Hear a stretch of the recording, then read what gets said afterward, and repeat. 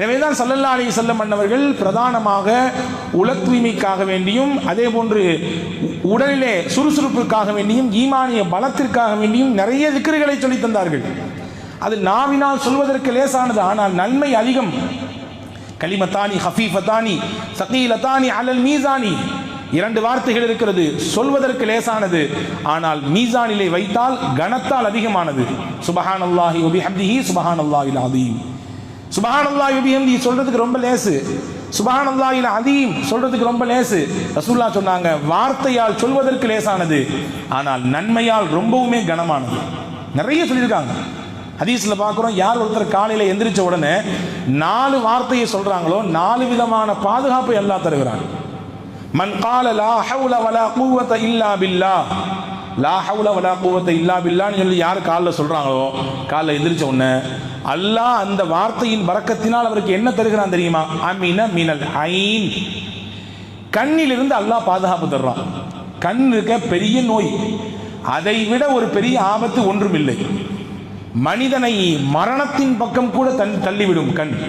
நம்ம நினைச்சிட்டு இருக்கோம் சாதாரணம் சொல்லி, ஆனா கண்ணீர் இருக்கிறதே இது மனிதனை மரணத்தில் கூட வீழ்த்தி விடும்.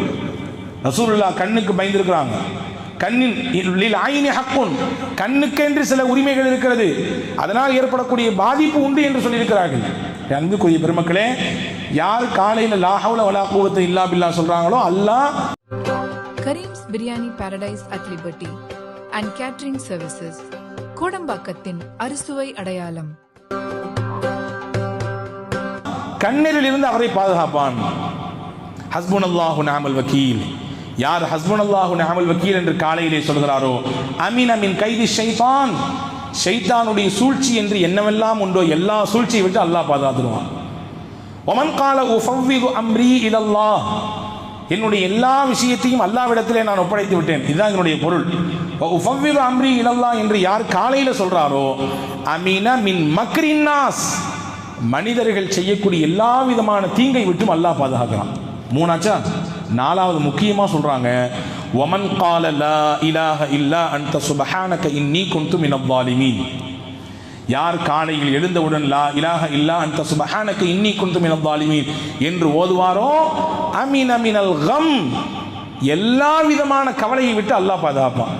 நீ கவலை தானங்க பெரிய நோய், நீ கவலை தானே, மன அழுத்தம் தானே பெரிய நோயாக இருக்கிறது. யாரை பார்த்தாலும் எதையாவது விஷயத்தை பற்றி கவலைப்பட்டிருக்கிறாங்க. அது துனியா சார்ந்த விஷயமாகட்டும், துனியா சார்ந்த விஷயம்தான் பிரதானம். குடும்பமோ அல்லது தொழில்துறையிலோ அல்லது பிள்ளைகளினுடைய எதிர்காலத்தை பற்றியோ, அக்கம் பக்கத்திலிருந்து ஏற்படக்கூடிய இளைஞர்களை பற்றி ஏதோ ஒரு விஷயத்தை குறித்து கவலைப்பட்டு கொண்டே இருக்கிறார்கள். அல்லாஹ்வின் தூதர் சொன்னார்கள், யார் காலையிலே லா இலாஹ இல்லா அன்த சுப்ஹானக இன்னி குன்து மினல் ஸாலிமீன் என்று ஓதுவாரோ அல்லாஹ் கவலையிலிருந்து அவருக்கு பாதுகாப்பை தருவான். இப்போ 4 வார்த்தை ரொம்ப ரொம்ப லேசான வார்த்தை, அதை சொல்வதற்கு ரொம்ப லேசு, ஆனால் அதனால் கிடைக்கக்கூடிய கூலி பலன் ரொம்ப அதிகம். எனவேதான் இபாதத்திலே ஒரு வகை உண்டு, அந்த வகைக்கு பெயர் இபாதத்தே கௌலியா, வார்த்தையினால் கிடைக்கக்கூடிய இபாதத். திருக்குர்ஆனை ஓதுறோம், எதனால் ஓதுறோம்? நாவால் ஓதுகிறோம். எவ்வளோ நன்மை, அபரிமிதமான நன்மை. மலக்குகளை கூட்டு உங்க வீட்டுக்கு கொண்டு விட்டுரும் நீங்க ஓதக்கூடிய வார்த்தைகள்.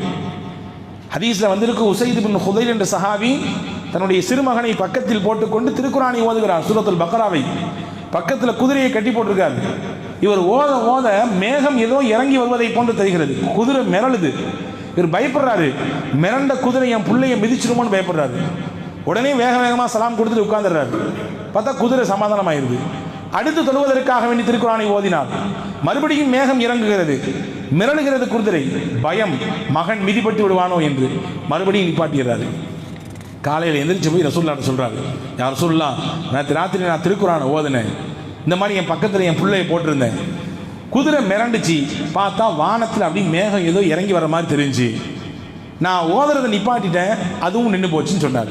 ஸல்லல்லாஹு அலைஹி சொன்னாங்க, லவ் கரஅத ல அஸ்பஹத் யன்துருன் நாசு இலைஹா லா ததவாரி மின்ஹும், நீ ஓதுகிற குர்ஆனின் வார்த்தையை கேட்டு யார் வந்தார் தெரியுமா? நீ அதை மேகம் என்று நினைத்திருக்கிறாய், மலக்குகள் வந்தார்கள்.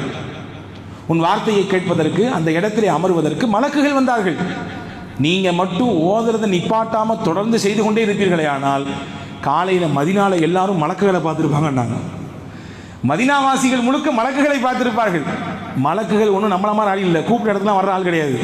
லா யஸூன அல்லாஹ மா அமரஹும் வ யஃஅலூன மா யுமரூன். அல்லாஹ் என்ன சொல்றானோ அதை அப்படியே கேட்பாங்க. அல்லாஹ்க்கு மாற்றம் செய்வது துளியளவும் அவர்களுடைய வாழ்க்கையில் கிடையாது. அல்லாஹ் கூப்பிட்ட இடத்திற்கு போவார்கள், வா என்றால் வந்து விடுவார்கள். அந்த மலக்குகளை உங்கள் வீட்டுக்கு வர வைக்க முடியுமா என்றால் முடியும். எப்படி முடியும்? திருக்குரானை ஓதுவதனால் முடியும். இன்னைக்கு வீடுகளில் சிரமம் இருக்கு, கஷ்டம் இருக்கு, பரக்கத்து இல்லை, ஒரே கஷ்டமா இருக்குது, பெரிய பெரிய சிரமங்கள் வருகிறது என்று புலம்பக்கூடிய நபர்கள் ஏராளம் உண்டு. ரசூலுல்லாஹ் சொன்னாங்க, அபூ ஹுரைரா ரலியல்லாஹு அன்ஹுடைய பதிவு சுனனி தாரிமிலே இந்த ஹதீஸ் பதிவாக இருக்கிறது. இன்னல் பைத்தல யத்தஸிஉ அலா அஹ்லிஹி, வீட்டில் எல்லா விதமான வளங்களும் கிடைக்க வேண்டுமா? வதஹ்துருஹுல் மலாயிகா, வீட்டுக்கு மலக்குகள் வர வேண்டுமா? வதஹ்ஜுருஹு ஷயாத்தீன், ஷைத்தான்கள் வீட்டை விட்டு விரண்டு ஓட வேண்டுமா? வயக்துரு கைருஹு, வீட்டினுடைய நலவுகள் பரக்கத்துகள் பெருக வேண்டுமா? நாளையும் கேட்டு ரசூலுல்லாஹ் சொன்னாங்க, ஐயுக்ரா ஃபீஹில் குர்ஆன், குர்ஆனை இந்த வீட்டிலே ஓதுங்கள், இந்த நாளும் கிடைக்கும்னாங்க. இதுக்கு நேர ஆப்போசிட்டா சொன்னாங்க, இன்னல் பைத்தல யதீஉ அலா அஹ்லிஹி, வீட்டுக்குள்ள போனாலே ஒரு விதமான நெருக்கடி, கஷ்டம், ஒன்று மாற்றி ஒன்று ஏதாவது செய்யுது. ஒத்தஹஜுருகுல் மலாயிகா, வீட்டை விட்டு மலக்குகள் போயிடுறாங்க. ஒத்தஹதுருகு ஷயாத்தீன், ஷைத்தான்கள் வீட்டுக்குள்ள வந்துடுறாங்க. ஓ யகில்லு கைருஹு, வீட்டில் நலவே இல்லை, மனைவி வீட்டு நலவு இல்லை, பிள்ளைகள்கிட்ட நலவு இல்லை, செய்யக்கூடிய தொழிலில் நலவு இல்லை, எங்கே பார்த்தாலும் நெருக்கடியாக இருக்குது. எதனால் இந்த நாளும் ஏற்படுகிறது? அல்லாஹ் யுக்ரா ஃபீஹில் குர்ஆன், எந்த வீட்டில் குர்ஆன் ஓதப்படலையோ அந்த வீட்டில் நாளும் ஏற்படும். குர்ஆன் ஓதப்படாத வீட்டிலே நாளும் ஏற்படும், குர்ஆன் ஓதப்படுகிற வீட்டிலே இந்த நாளும் நீங்கி போய் ஹைரான விஷயங்கள் ஏற்படும் என்று நபிகள் நாயகம் ஸல்லல்லாஹு அலைஹி வஸல்லம் சொன்னார். இப்போ அன்பானவர்களே, வார்த்தைகளால் செய்யப்படக்கூடிய இபாதத்திலே திக்ர் முக்கியமானது. அதே போன்று திருக்குரானினுடைய திலாவத் மிக முக்கியமானது. மூன்றாவது ஒரு இபாதத் இருக்கிறது, இபாதத்தே மாலியா, பொருளாதாரத்தால் செய்யப்படுகிற இபாதத். ஜகாத் கொடுக்கிறோம் வருஷா வருடம், அது எதனால் செய்யப்படுகிற இபாதத்து? பொருளாதாரத்தில் இருக்கக்கூடிய இபாதத். சதகா செய்கிறோம், தான தர்மங்கள் செய்கிறோம், இபாதத். ஏன்? நம்ம குடும்பத்திற்காக வேண்டி உழைக்கிறோம், சம்பாதிக்கிறோம், அதுவும் இபாதத் தாங்க. நீங்க தப்பா வேற விளங்க கூடாது, இதுவும் இபாதத் தான். ஹதீஸ்ல வந்திருக்கு, ஒரு சஹாபி நல்ல ஆஜானுபாகுமான திரகாத்திரம் உள்ளவர், காலையிலே எந்திரிச்சு ஃபஜ்ர் தொழுது முடிச்சுட்டு வியாபாரத்துக்கு தொழிலுக்கு போனார். சஹாபாக்கள் பார்த்துட்டு சொன்னாங்க, நல்ல திரகாத்திரமா இருக்காரு, இவர் அல்லாஹ்வுடைய பாதைக்கு வரலாமேன்னு சொல்லி சொன்னாங்க, ஜிஹாதுக்கு வரலாமேன்னு சொன்னாங்க. ஸல்லல்லாஹு அலைஹி வஸல்லம் சொன்னாங்க, இவர் உழைக்க செல்கிறார், இந்த உழைப்பின் நோக்கம் என்ன? நோக்கத்தை புரிஞ்சுக்கணும். நல்ல ஆடம்பரமாக செழிப்பாக வாழ வேண்டும் என்பது நோக்கமா? என்ன மாதிரி இந்த ஊர்ல பெரிய பணக்காரன் உண்டா என்று சொல்ல வேண்டும் என்பது நோக்கமா? கிடையாது. அவர் நோக்கம் என்ன? தன் குடும்பத்தை பாதுகாக்க வேண்டும், தன் மனைவி மக்களை, தன்னை நம்பி இருக்கக்கூடிய பிள்ளைகளை அவர்களுக்கு நல்ல வாங்கி கொடுக்க வேண்டும், சிறப்பாக வாழ வைக்க வேண்டும், தன் சொந்தங்களை அரவணைக்க வேண்டும், ஏழை எளியவர்களுக்கு கொடுக்க வேண்டும், யாரிடத்திலும் கையேந்தி விடக்கூடாது. இந்த தன்மையோடு அவர் உழைக்க போனால் அதுவும் ஜிஹாத் தான், அதுவும் ஃபீ சபீலில்லாஹ் தான். என்ன தெரியுமா? அதுக்கும் நன்மை உண்டு. நீங்க உங்க குடும்பத்துக்கு உழைக்கக்கூடிய ஒரு சொட்டு வேர்வையை சிந்தினால் அதற்கும் அல்லாஹ் சும்மா விடுவதில்லை, நன்மையை தருகிறான். அப்ப நான் எதுக்கு சொல்ல வரேன்னா, பொருளாதாரம் சார்ந்த இபாதத்தில் இதுவும் கட்டுப்படும். நஃபகா, நம் குடும்பத்திற்கு செய்யக்கூடிய செலவினங்களுக்காக வேண்டி உழைக்கிறோம், அதற்கும் நன்மை உண்டு. ஜகாத், இதுவும் பொருளாதார இபாதத் தான். சதகா, தான தர்மங்கள், உதவி ஒத்தாசைகள், உபகாரங்கள் செய்கிறோம், இதுவும் பொருளாதாரம் சார்ந்த இபாதத் தான். நான்காவது இபாதத் இருக்கிறது, அது கல்பு சார்ந்த இபாதத். கல்பால் மட்டுமே அந்த இபாதத்தை செய்ய முடியும். எதை சொல்லட்டுமா? அல் மஹப்பத், பிரியம் வைப்பது, அல்லாவையும் அல்லாஹ்வின் தூதரையும் பிரியம் வைப்பது. இது நம்முடைய உறுப்பால செய்ய முடியாது, காசால செய்ய முடியாது, எதால் செய்யலாம்? கல்பால் செய்யலாம். ஹுதூர், பணிவோடு இருப்பது, பெருமை இல்லாமல் பணிவை மேற்கொள்வது. அல் இஸ்திஆனா, எல்லா விஷயத்தையும் அல்லாஹ்விடத்தில் மட்டுமே உதவியை முன்னோக்கி நிற்பது. அல் ஹவுஃப், அல்லாஹ்வின் அதாபுக்கு பயப்படுவது. அர் ரஜா, அல்லாஹ் எனக்கு நன்மையை தருவான் என்பதன் மீது ஆதரவு வைப்பது. அல் ஹஷியா, எல்லா நேரத்திலும் அல்லாஹ் பார்க்கிறான் என்ற உணர்வோடு இருப்பது. அத் தவக்குல், எல்லா நிலையிலும் அல்லாஹ்வின் மீது நம்பிக்கை வைப்பது. இது எல்லாமே கல்பால் செய்யப்படுகிற இபாதத். இந்த இபாதத்திற்கும் அல்லாஹ்விடத்திலே கூலி உண்டு. அல்லாஹ் சொல்கிறான் தானே, யா அய்யுஹல்லதீன ஆமனு தகுல்லாஹ ஹக்க துகாதிஹி, ஈமான் கொண்ட நல்லடியார்களே, நீங்கள் அல்லாஹ்வை எப்படி அச்சம் கொள்ள வேண்டுமோ அப்படி அச்சம் கொள்ளுங்கள்.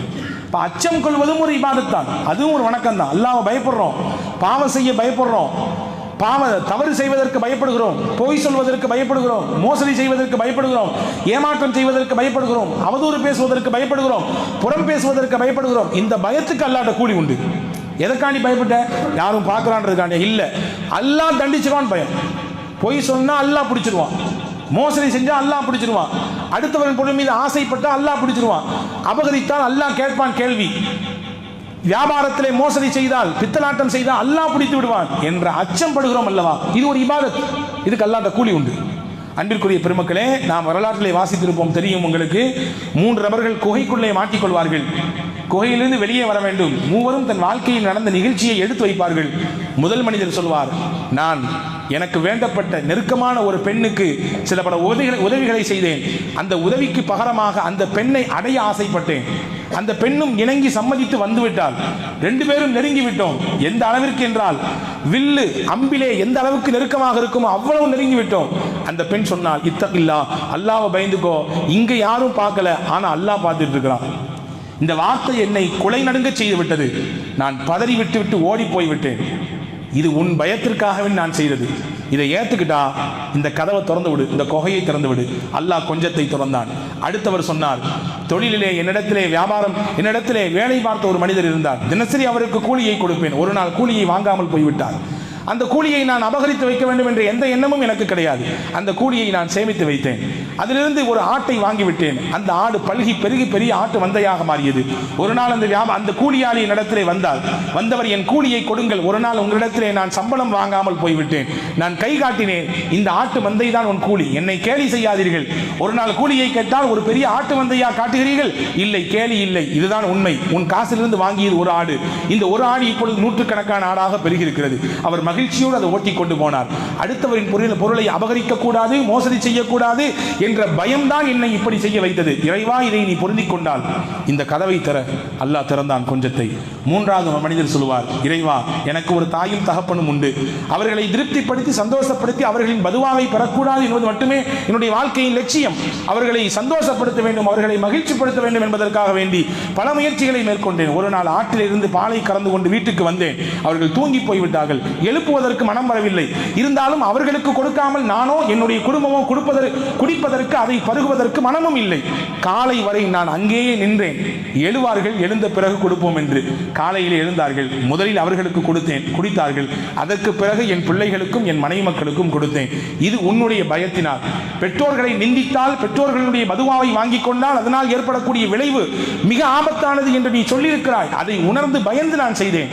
இந்த பயத்தை நீ புரிந்து கொண்டால் இந்த கதவை திற என்று கேட்டால் கதவு மொத்தமாக திறக்கப்பட்டது. வெளியேறினார்கள். இந்த 3 நிகழ்ச்சியிலும் அல்லாவின் பயம் மட்டுமே மேலோங்கி நிற்கிறது. அல்லாவின் அச்சம் மட்டுமே மேலோங்கி நிற்கிறது. இந்த அச்சம் மனித வாழ்க்கையிலே இருக்குமையானால் அந்த அச்சத்திற்கு அல்லாவிடத்திலே கூலி உண்டு. நீ பயந்தாய் அல்லவா, பாவத்தை செய்வதற்காக வேண்டி பயந்தாய் அல்லவா, அவன் பார்க்கிறானே இவன் பார்க்கிறான்றதுக்கான இல்லை, அல்லாஹ் பார்க்கிறான்றதுக்காக வேண்டி பயந்தாய் அல்லவா, இந்த பயத்திற்கு நான் தருகிற கூலி.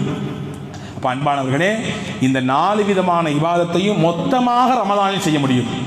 முதல் இபாதத் என்ன? இபாதத்தை பதனியா. இபாதத்தை பதனியா, உடல் சார்ந்த இபாதத், நோன்பு, இன்ன பிற விஷயங்கள் செய்கிறோம், தொழுகை.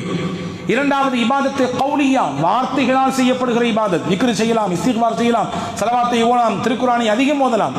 3வது இபாதத்தை மாலியா, பொருளாதாரம் சார்ந்த இபாதத். நிறைய தான தர்மம் கொடுக்கலாம். அந்த வருஷம் ரமலான்ல ரசூலுல்லாஹ் கொடையாளியாக இருந்தார்கள். ரமலான் வந்துவிட்டால் தென்றல் காற்றை விட மிக வேகமாக கொடை கொடுப்பார்கள். ஹதீஸ்ல வருது. அப்போ அதிகமாக கொடை கொடுக்கக்கூடிய, அதிகமாக தான தர்மம் ஜக்காத்தை கொடுக்கக்கூடிய மாதம் இந்த மாதத்தில் அதிகம் செய்யலாம். 4வது அல்லாஹ்வின் அச்சத்தையும் அல்லாஹ்வின் நம்பிக்கையும் அல்லாஹ்வினுடைய பயத்தையும் அதிகரித்துக் கொள்ளக்கூடிய மாதமாக இந்த மாதத்தை நாம் பயன்படுத்தலாம்.